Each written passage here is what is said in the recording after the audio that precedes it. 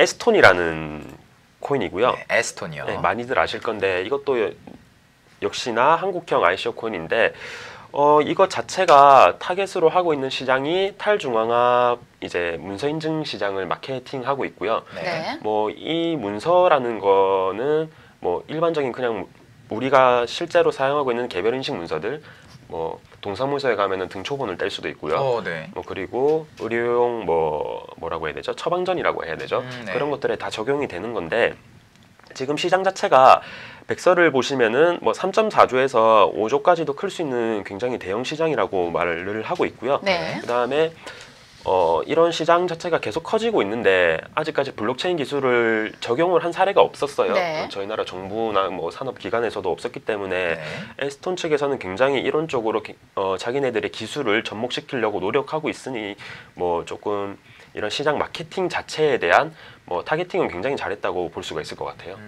그러면 이제 투자자들이 조금 더 주목을 해볼 만한 포인트가 있을까요? 백서가 보통 하나인 경우가 많은데 에스톤은 백서가 두 개거든요. 두 개요? 일반적인 화이트 페이퍼가 있고요. 그 다음에 기술 백서라고 하나가 더 있어요.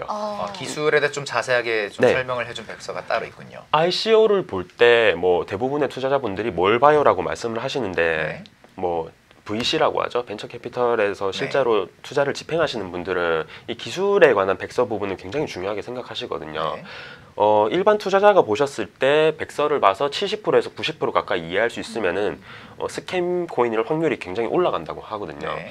근데 기술 백서를 봤을 때 일반인들을 잘 알아보지 못하는 이렇게 좀 복잡하고 어려운 말로 돼 있는 것들은 전문가들용으로 대부분 제작되는 거기 때문에 이런 부분에서 철저한 검증을 거치고 시장에 나오는 코인들은 조금 시장에 대해서 빠르게 맞춰 나가는 경우가 많기 때문에 좀 눈여겨볼 만하고요. 제가 백서를 기술 백서를 하나 잘라봤거든요. 네. 이런 식으로 에스톤에서 굉장히 특이점으로 볼 만한 거는 X체인이란 거거든요. X체인이요? 네.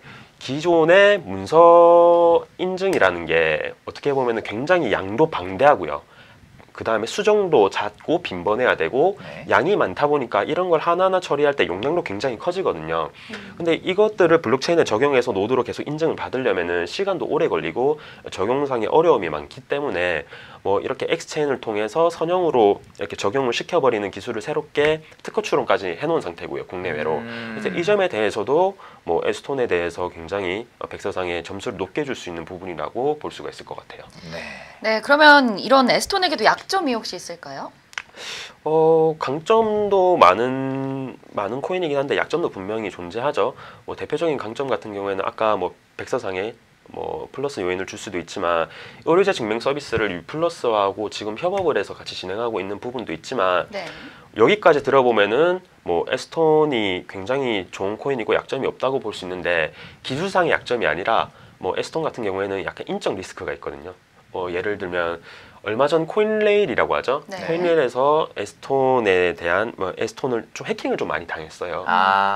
해킹을 당해서 여기에 대해서 보상을 어떻게 할 것인지 코인레일 측과 이제 에스톤 측 간에 협의 과정이 들어갔는데 8월 29일 어제 바로 코인레일 측에서 공지를 올렸어요. 뭐 에스톤 측하고 협의가 잘 안 된 거는 뭐 사실이지만 뭐 에스톤에서 이제 지갑을 바로 동결시켜 버리면 해커 측의 지갑을 동결시켜 버렸기 때문에 그 물량 자체가 시장에 대해서 풀릴 가능성은 없다.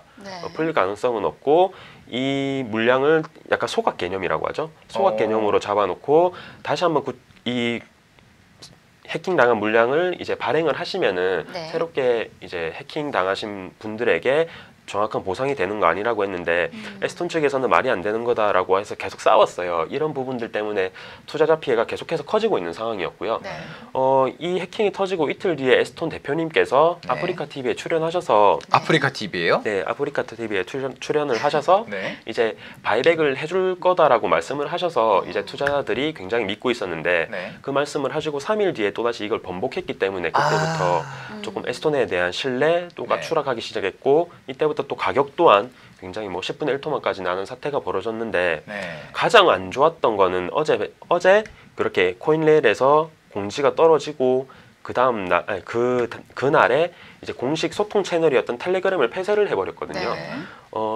폐쇄를 해버렸기 때문에 사실 물려있는 투자자들, 기존의 홀더들 입장에서는 이제 공식 채널도 닫아버리고 소통도 안 되기 때문에 가격에 대한 측면이나 앞으로 약속했었던 뭐 대형 거래소 세 곳에 대한 상장권까지 물 건너 가는 게 아니냐라는 뭐 우려심도 계속해서 커지고 있는 상황이거든요. 네.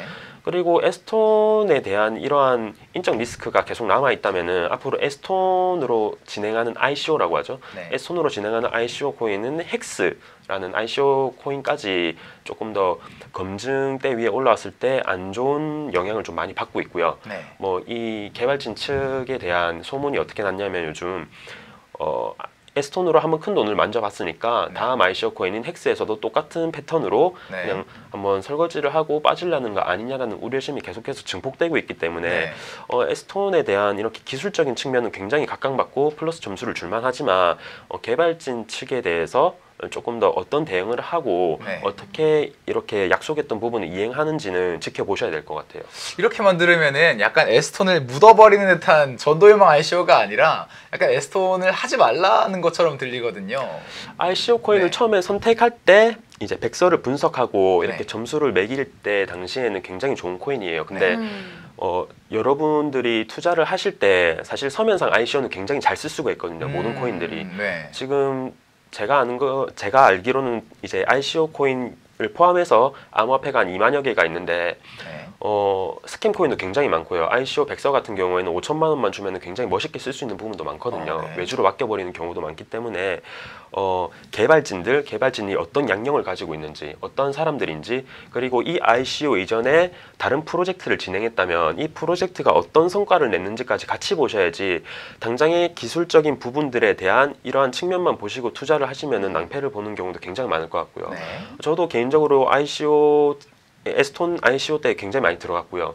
뭐 억 단위까지 제 주변에서도 많이 넣으셨는데 네. 아직 위에서 많이 물려있지만 에스톤은 대형 거래소 성장에 대한 것도 남아 있고요. 뭐 기술상으로서도 굉장히 호재거리도 많고 네. 뭐 좋은 코인이기 때문에 아직까지는 당장 빼거나 뭐 현금화하거나 이렇게 생각은 안 하셨으면 좋겠어요. 오늘 방송을 보시고. 네, 에스톤 이제 좀 개발진들의 신뢰 문제가 약간 걸려 있기는 하지만 그래도 백서상으로는 상당히 잘 돼 있고 기술적으로도 유망한 코인이기 때문에 조금은 일단 홀딩을 하면서 조금 지켜봐 주시면 좋겠다라고 말씀을 해주셨고요. 저희 이제 시청자분들이 한국어 사용에 굉장히 민감하십니다, 대표님. 네. 아까 중간에 저희 나라라고 말씀하신 걸 또 칼같이 찝으셔가지고 그래요? 네, 저희 나라라고 말씀하시면 안 된다고. 우리나라죠, 우리나라. 네, 우리나라라고 이렇게 말씀하셔야 한다고. 아유, 죄송합니다. 저희 이제 시청자분들 상당히 깐깐하고 꼼꼼하십니다. 네, 공부도 많이 하시고 그래가지고 이렇게 지적을 또 해주셨는데 김웅님 죄송해요. 제가 긴장을 해서 우리나라라고 해야 되는데 저희 나라라고 했네요. 네, 긴장을 하다 보면은 그럴 수 있으니까 조금 너그럽게 이해를 해주시고요. 도대몰라님이 오늘까지 하는 프리세일 ICO 코인이 있는데 300이더 정도 덜 팔렸던데 탈까 말까 고민 중이라고 하셨어요. 이게 정확히 어떤 코인인지를 말씀을 안 하셔가지고 그래서 좀 답변을 드리기가 좀 뭐한데. 근데 ICO는 굉장히 이제 핫한 ICO 같은 경우, 그리고 네. 기술력이 있고 전도에 유명한 ICO 같은 경우에는 네. 개인들이 탈 기회를 굉장히 안 줘요, 사실. 아, 기관에서 이미 물량을 잡아버리고 뭐 이제 펀드들이 먼저 들어와 있기 때문에 하드캡도 굉장히 작은 경우가 많고요. 지금 생각보다 기대에 비해서 거래소에 상장됐을 때 별로라고 평가받는 코인이 블루웨일 같은 것도 있는데 네. 굉장히 탄탄하고 기술력 있고 개발진들도 탄탄한데 이제 거래소 상장되기 전이죠. ICO 당시에는 하드케이블 2이더밖에 안 줬거든요. 네. 뭐 300 이더리움 정도가 아직까지 공모 물량이 안 됐으면은 어떤 코인인지는 몰라도 뭐 공모가 다 안 된다는 이유가 있겠죠.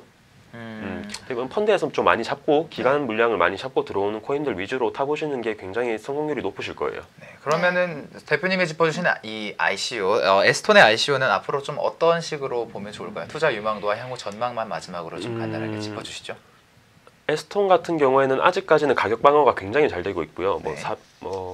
잘 되고 있는 건 아니다. 한 200사토시까지는 떨어졌었거든요. 네. 근데 지금은 한 500사토시까지 올라왔던데 다른 코인들과 마찬가지의 흐름을 보여주고 있지만 조금 이거는 작전이라고 하죠. 뭐 거래소에 아직까지 그렇게 많이 상장이 안 된 코인들이 네. 사실 펌핑이 올 가능성이 굉장히 커요. 네. 뭐 기술력도 좋고 개발진들도 좋다면은 이게 개발진들도 이제 계속해서 헥스도 그렇고 팍스도 그렇고 이렇게 똑같은 ICO 코인들을 계속 내놓을 거거든요. 네. 거기에 대한 약간 레퍼런스 뭐 경력상으로도 에스톤이 평가받을 수가 있기 때문에 뭐 대형 거래소 상장은 한두 군데는 반드시 시킬 거라고 보고요. 네. 뭐 조금 더 저점 한 300사토시나 350사토시 가격에서 사신다면은 올해 말까지는 굉장히 괜찮게 볼 수도 있을 것 같아요.